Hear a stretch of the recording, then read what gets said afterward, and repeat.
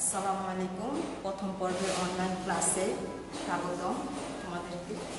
আমি Taslima Begum, chief instructor RAC। কেমন আছো তোমরা? আজকে আমি তোমাদের refrigeration and air conditioning fundamentals এর রেফ্রিজারেশন সিস্টেম সম্পর্কে আলোচনা করব। গত ক্লাসে আমরা পিএইচ ডায়াগ্রাম কি এবং পিএইচ ডায়াগ্রামের ভ্যাপার কম্প্রেশন রেফ্রিজারেশন সিস্টেমের বিভিন্ন প্রসেসগুলি দেখিয়েছি। তো পিএইচ ডায়াগ্রাম গত ক্লাসে আমরা এটুকু বুঝেছি যে পিএইচ ডায়াগ্রামটা হলো এই ভ্যাপার কম্প্রেশন রেফ্রিজারেশন সাইকেলে বিভিন্ন অবস্থায় রেফ্রিজারেন্টের প্রেসার এবং এনথালপির মধ্যে যে সম্পর্কটা বা প্রেসার পরিবর্তনের সাথে সাথে এনথালপির যে পরিবর্তন হয় সেটা আমরা দেখিয়েছি। কোন স্টেজে ইভাপোরেশন, কনডেনসেশন, তারপর কম্প্রেশন, বিভিন্ন স্টেজে প্রেসার এবং এনথালপির সম্পর্কটা আমরা গত ক্লাসে পিএইচ ডায়াগ্রামে দেখেছি। আজকে আমি তোমাদের এই যে রেফ্রিজারেশন সিস্টেমের মধ্যে ভ্যাপার অ্যাবজর্পশন যে সিস্টেম বা ভ্যাপার অ্যাবজর্পশন রেফ্রিজারেশন সাইকেলটা নিয়ে আলোচনা করব। তো আমরা গত ক্লাসে বা তার আগের ক্লাসে ভ্যাপার কম্প্রেশন রেফ্রিজারেশন সিস্টেমে দেখেছিলাম যে সেখানে কি কি থাকে। চারটা মোটামুটি মেইন কম্পোনেন্টস চারটা, সেটা হলো compressor, condenser, expansion device, evaporator. এই চারটা অংশ আমরা দেখেছিলাম। এই চারটা হলো মূল কম্পোনেন্টস। আরও আনুষঙ্গিক আর অন্যান্য অনেক যন্ত্রাংশ থাকে, এগুলি সম্পর্কে পরে ডিটেলস আলোচনা হবে। তো আমরা এটুকু জেনেছি যে ভ্যাপার কম্প্রেশন সাইকেলে এই চারটা মূল কম্পোনেন্টস থাকে। তো আজকে আমরা যে ভ্যাপার অ্যাবজর্পশন রেফ্রিজারেশন সিস্টেম বা ভ্যাপার অ্যাবজর্পশন সাইকেলটা দেখব। সেখানে দেখা যাবে যে ভ্যাপার কম্প্রেসরে আমরা যে কম্প্রেসর ইউজ করেছি, এখানে কম্প্রেসরের পরিবর্তে কি ইউজ হয়? জেনারেটর এবং অ্যাবজর্বার। কম্প্রেসরের পরিবর্তে জেনারেটর এবং অ্যাবজর্বার। এবং এই যে ভ্যাপার কম্প্রেশন রেফ্রিজারেশন সিস্টেমটা নামকরণ হয়েছে যেহেতু এখানে কম্প্রেসরে কি আগে দেখেছি যে কম্প্রেসরে কি হয়? রেফ্রিজারেন্টটা কম্প্রেসড হয়। আর এই ভ্যাপার অ্যাবজর্পশন রেফ্রিজারেশন সিস্টেমে এখানে রেফ্রিজারেন্ট ভ্যাপারটা অ্যাবজর্ব হয়। এজন্য এই সিস্টেমটার নাম হলো ভ্যাপার অ্যাবজর্পশন রেফ্রিজারেশন সাইকেল। তো মোটামুটি আমরা একটা ডিফারেন্স বুঝলাম ভ্যাপার কম্প্রেশন এবং ভ্যাপার অ্যাবজর্পশন সাইকেলের মধ্যে। মূল ডিফারেন্সটা হলো এখানে ভ্যাপার কম্প্রেশনে কম্প্রেসর ব্যবহৃত হয় আর ভ্যাপার অ্যাবজর্পশন সাইকেলে কি হয়? অ্যাবজর্বার এবং জেনারেটর এবং আরো আনুষঙ্গিক আরো অন্যান্য যন্ত্রাংশ ইউজ হয়। এগুলি হলো এই ভ্যাপার অ্যাবজর্পশন সাইকেলে এটা হলো তোমার একটা প্রাথমিক ধারণা। তো এখানে আমরা দেখতেছি যে ভ্যাপার অ্যাবজর্পশন সাইকেলে এটা হলো লিকুইড অ্যামোনিয়া বা ammonia vapour, ammonia water, Aqua ammonia বা অ্যামোনিয়া ওয়াটার রেফ্রিজারেশন সিস্টেম বা অ্যাবজর্পশন সিস্টেম। এই সিস্টেমটাতে রেফ্রিজারেন্ট হিসাবে অ্যামোনিয়া ব্যবহৃত হচ্ছে এবং অ্যাবজর্বার হিসাবে পানি ব্যবহৃত হয়। ঠিক আছে? এজন্য এই সিস্টেমটার নাম হলো ভ্যাপার অ্যাবজর্পশন রেফ্রিজারেশন সিস্টেম। এই সিস্টেমটার আরেকটা নাম হলো ওয়াটার অ্যামোনিয়া বা অ্যামোনিয়া ভ্যাপার রেফ্রিজারেশন সিস্টেম। তো এখানে জেনারেটরে থাকে অ্যামোনিয়া প্লাস ওয়াটারের মিশ্রণ। এই সলিউশনটাকে বলা হয় স্ট্রং সলিউশন। এখানে কি থাকে? জেনারেটরে থাকে অ্যামোনিয়া এবং ওয়াটারের মিশ্রণ। তো জেনারেটরে যখন হিট দেওয়া হয়, এই হিট সোর্স হিসাবে আমরা সাধারণত দেখি এলপিজি গ্যাস কিংবা অন্যান্য ইলেকট্রিক হিটার বা আদার্স হিটিং এলিমেন্ট এইসব ব্যবহৃত হয় জেনারেটরে হিট সোর্স হিসাবে। তো জেনারেটর দেওয়া হয় তখন এর ভিতরে যে অ্যামোনিয়া এবং ওয়াটারের মিক্সচার আছে সেখানে হিট দেওয়ার ফলে অ্যামোনিয়ার স্ফুটনাঙ্ক ওয়াটারের চেয়ে অনেক কম হওয়ার, ওয়াটার ভেপার হওয়ার অনেক আগে অ্যামোনিয়া ভেপার হয়ে যায় এবং অ্যামোনিয়ার ভেপারটা তখন উপরের দিকে চলে যায় এবং কনডেন্সারে চলে আসে। তো অ্যামোনিয়া ভেপারটা যখন কনডেন্সারে চলে আসে, কনডেন্সারের কাজ অলরেডি আমরা ভেপার কম্প্রেশন রেফ্রিজারেশন সাইকেলে জেনেছি। কনডেন্সারের কাজ হলো কনডেনসেশন, মানে ঘনীভূত হওয়া। তো ঘনীভূত হয়, কি ঘনীভূত হয়? রেফ্রিজারেন্ট হিসাবে এখানে অ্যামোনিয়া ভেপারটা। তো এই অ্যামোনিয়া ভেপারটা যখন কনডেন্সারে চলে আসে তখন এই কনডেন্সারে হিট ট্রান্সফারের মাধ্যমে এই অ্যামোনিয়া ভেপারটা তখন তরলে পরিণত হয়। এই তরল অ্যামোনিয়া ভেপারটা থ্রটল বা এক্সপানশন ভালভের মাধ্যমে ফ্লোটা নিয়ন্ত্রিত হয় বা নিয়ন্ত্রিত হয়ে এটা কি হয়? ইভাপোরেটরে চলে আসে। ইভাপোরেটরের কাজ আমরা ভেপার কম্প্রেশন রেফ্রিজারেশন সাইকেলে দেখেছি। ইভাপোরেটরে কি হয়?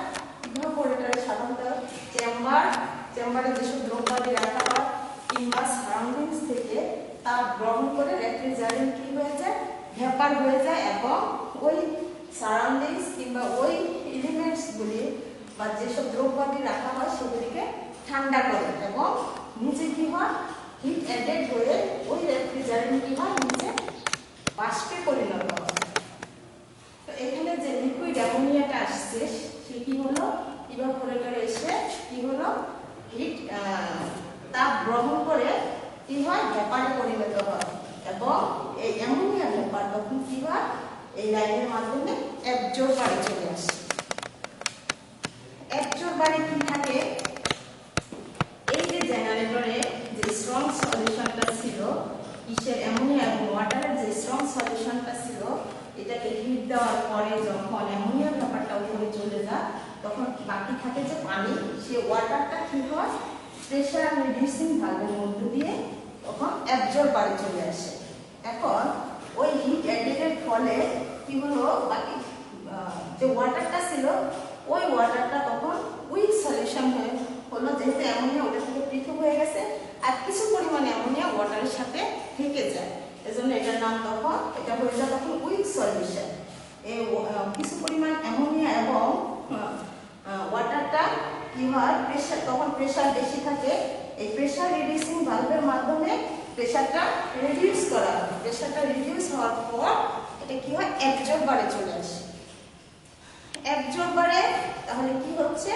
অ্যাবজর্বারে এই জেনারেটর থেকে আগত এই যে উইক সলিউশন, দ্যাট মিন্স পানি এবং সামান্য পরিমাণ অ্যামোনিয়া ভেপার, অ্যামোনিয়ার মিশ্রণ, সেই উইক সলিউশনটা অ্যাবজর্বারে থাকে এবং ইভাপোরেটর থেকে আগত যে অ্যামোনিয়া ভেপার সে কি করে? এই ওয়াটারটা কি করে? অ্যামোনিয়াটাকে অ্যাবজর্ব করে দেয়। তাহলে আমরা এখানে দেখতেছি অ্যাবজর্বেন্ট হিসাবে কি কাজ করতেছে? ওয়াটার। ওয়াটারটা কি হচ্ছে? অ্যামোনিয়া বাষ্পটাকে শোষণ করে নিচ্ছে, ফলে কি হচ্ছে? এই সলিউশনটা তখন স্ট্রং সলিউশন হয়ে যায়। তো লিকুইড অ্যামোনিয়া ওয়াটারটা যখন এই অ্যামোনিয়াটাকে অ্যাবজর্ব করে নেয় তখন এই স্ট্রং সলিউশনটা কি হয়? আবার পাম্পের মাধ্যমে আবার জেনারেটরে ফিরে আসে। জেনারেটরে ফিরে এসে পূর্বের ন্যায় আবার সাইকেল চলতে থাকে। তো আমরা মোটামুটি এটা হলো ভেপার অ্যাবজর্পশন সাইকেলের মূলনীতি বা এই মূলনীতিটা বুঝলাম। এর আরো আনুষঙ্গিক অনেক প্র্যাকটিক্যাল যেটা সেটাতে আরো অনেক কিছু অ্যাড হয়, সেটা পরে আলোচনা করা হবে। এটা মোটামুটি এটা হলো সিম্পল ভেপার অ্যাবজর্পশন সাইকেল। এটা একটা সিম্পল ভেপার অ্যাবজর্পশন সাইকেল। তো প্র্যাকটিক্যাল যেটা ইউজ হয় সেটা আমি তোমাদেরকে পরবর্তীতে দেখাবো। তো আজকে আমরা দেখতেছি ভেপার কম্প্রেশন সাইকেল এবং ভেপার অ্যাবজর্পশন সাইকেলে মোটামুটি ডিফারেন্সগুলো হলো কি? ডিফারেন্সগুলো হলো আমরা ভেপার কম্প্রেশন সাইকেলে কি ব্যবহৃত হয়? কম্প্রেসর ব্যবহৃত হয়। আর ভেপার অ্যাবজর্পশন সাইকেলে কম্প্রেসরের পরিবর্তে জেনারেটর এবং অ্যাবজর্বার ব্যবহৃত হয়। ভেপার কম্প্রেশন সাইকেলে কি হয়, হিট ইলেকট্রিক্যাল এনার্জি ব্যবহৃত হয়। কম্প্রেসরে কি হয়, ইলেকট্রিক্যাল এনার্জি ব্যবহৃত হয়, আর ভেপার অ্যাবজর্পশন সাইকেলে আমরা হিট এনার্জি ব্যবহৃত হয় দেখলাম। আর যেহেতু এখানে কম্প্রেসর আছে সেহেতু এখানে মুভিং পার্টস আছে, এবং মুভিং পার্টস থাকার ফলে এখানে কি হয়, এখানে হাই নয়েজ এন্ড ভাইব্রেশন, অনেক নয়েজ এবং ভাইব্রেশনের সৃষ্টি হয়। আর এখানে যেহেতু মুভিং পার্টস নাই সেহেতু এখানে নয়েজ এবং ভাইব্রেশন খুব কম হয়। আরেকটা ডিফারেন্স দেখা যাচ্ছে যে এটা যেহেতু কম্প্রেসর এবং মুভিং পার্টস আছে এজন্য এখানে মেইনটেনেন্সের দরকার হয়। যেহেতু এখানে মুভিং পার্টস নেই এখানে মেইনটেনেন্স কম দরকার হয়। আরেকটা ডিফারেন্স আমরা দেখতেছি, এটা মোটামুটি কোথায় ইকোনমিক্যাল, যেখানে ইলেকট্রিক সোর্সটা অ্যাভেলেবল সেখানে ইলেকট্রিসিটি যেখানে অ্যাভেলেবল সেইখানে এটা ইকোনমিক্যাল। আর এটা ইকোনমিক্যাল কোথায়, যেখানে হিট এনার্জি অ্যাভেলেবল বা যেখানে ওয়াস্ট হিটটা অ্যাভেলেবল সেখানে এটা ইকোনমিক্যাল। এটাতে খুব বেশি ভেপার কম্প্রেশন রেফ্রিজারেশন সিস্টেমে খুব বেশি, ভেপার অ্যাবজর্পশন রেফ্রিজারেশন সিস্টেমে খুব তুলনামূলকভাবে কম। এখন আমরা দেখি যে কোপ কি জিনিস। কোপ হলো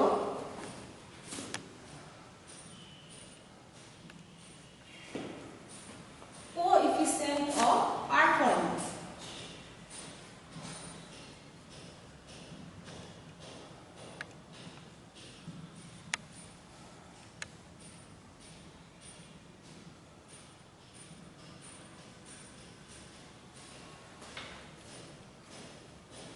কিভাবে ক্যালকুলেট করা হয়, খুব সাধারণত refrigerating effect divided by compressor work. বুঝা গেল? কোপটা কি, কোএফিসিয়েন্ট অফ পারফরম্যান্স। এটা বের করা হয় কিভাবে, রেফ্রিজারেটিং ইফেক্টটাকে কম্প্রেসর ওয়ার্ক দিয়ে ভাগ দিয়ে। তো রেফ্রিজারেটিং ইফেক্ট এবং কম্প্রেসর ওয়ার্ক কি জিনিস এটা তোমরা ডিটেইলস বুঝবে যখন ইভাপোরেটর। রেফ্রিজারেটিং ইফেক্টটা মূলত হলো ইভাপোরেটিং ইফেক্ট। তো ইভাপোরেটর নিয়ে যখন ডিটেইলস আলোচনা করা হবে তখন সেখানে বোঝা যাবে রেফ্রিজারেটিং ইফেক্টটা কি। আর কম্প্রেসর ওয়ার্ক যখন কম্প্রেসর নিয়ে আলোচনা করা হবে তখন সেখানে দেখা যাবে যে কম্প্রেসর ওয়ার্কটা কি। আজকে এটুকু বুঝে রাখি, কোপটা হলো কোএফিসিয়েন্ট অফ পারফরম্যান্স, এটা ক্যালকুলেট করা হয় রেফ্রিজারেটিং ইফেক্ট অথবা evaporating effect divided by compressor work. তো আমরা মোটামুটি ভেপার অ্যাবজর্পশন এবং ভেপার কম্প্রেশন সিস্টেমের মধ্যে ডিফারেন্সটা বুঝলাম, এবং ভেপার কম্প্রেশন কি জিনিস, ভেপার অ্যাবজর্পশনটা কি, আজকে ভেপার অ্যাবজর্পশন সাইকেলটা কিভাবে কাজ করে বা কিভাবে চলে, এর মূল কম্পোনেন্টস। ভেপার কম্প্রেশনের মূল কম্পোনেন্টসগুলি হলো compressor, condenser, expansion device, evaporator. আর এইখানে মূল কম্পোনেন্টসগুলি হলো generator, absorber, evaporator, expansion device, condenser. এইগুলো হলো তার মূল কম্পোনেন্টস। এইটাতে